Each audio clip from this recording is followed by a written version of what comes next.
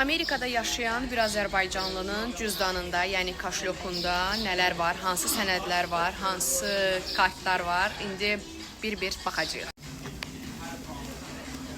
Ən vacib, həyatı vacib green card.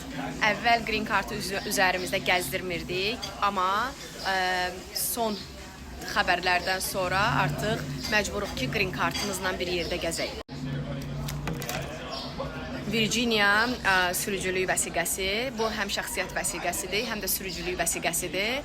Yəni, şəxsiyyət vəsiqəsi kimi də qəbul olunur. Hətta ştatlar arası səyahət eləyirsinizsə, sizdə belə bir ulduz varsa, sürücülük vəsiqənizdə, bu həm də şəxsiyyət vəsiqəsi kimi nəzərdə tutulur və səyahət eləyə bilərsiniz.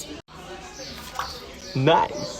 Daha sonra Social Security Number. Amerikada hər kəsin təhlükəsizlik nömrəsi var. Təhlükəsizlik nömrəsini sadəcə olaraq daxil etdikdə sən harada işləyirsən, sənin ünvanın nədir, səninlə bağlı bütün məlumatlar ortaya çıxır. Bunu itirdin, elə bil özün də itmisən. Əvvəllər müəllimlər bizə deyirdi, gündəlik evdə qoymusansa özün niyə gəlmisən, həmin söhbət.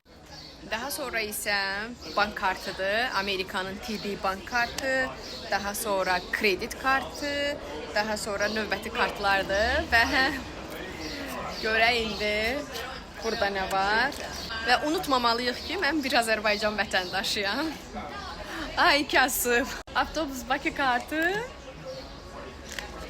hətta burada nə var? 2 manat.